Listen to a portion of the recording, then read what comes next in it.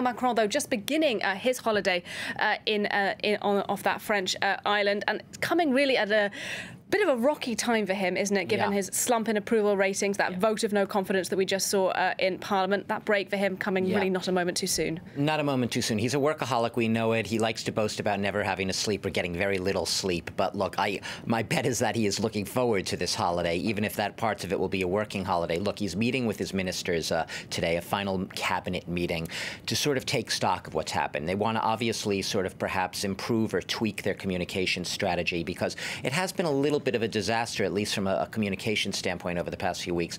There's been this giant scandal. We've been reporting on it.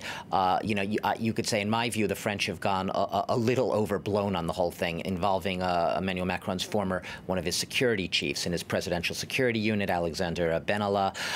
Basically, he was caught on videotape beating up a protester on May Day. It's been seized upon a lightning rod by an opposition desperate to try to sort of clutch at something to sort of undermine or help to sort of bring down this invincible president, because he has such an invincible majority right now in Parliament. So this has really become sort of a battering rod. They've used this scandal. I personally think it's been overblown. It was a perhaps bad case of bad judgment.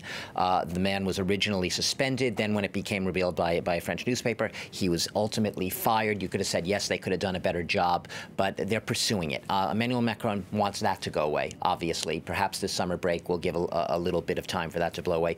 But he's facing very bad approval ratings, 32 to 36%, depending on the polls right now. You ask people why. They see him as not being humble enough, not being close enough to the people, being the so-called president of the rich. The left especially has bashed him with that tag.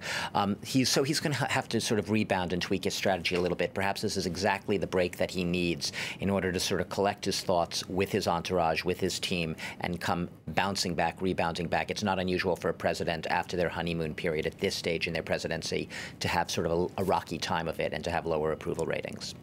Douglas Herbert, thank you very much indeed.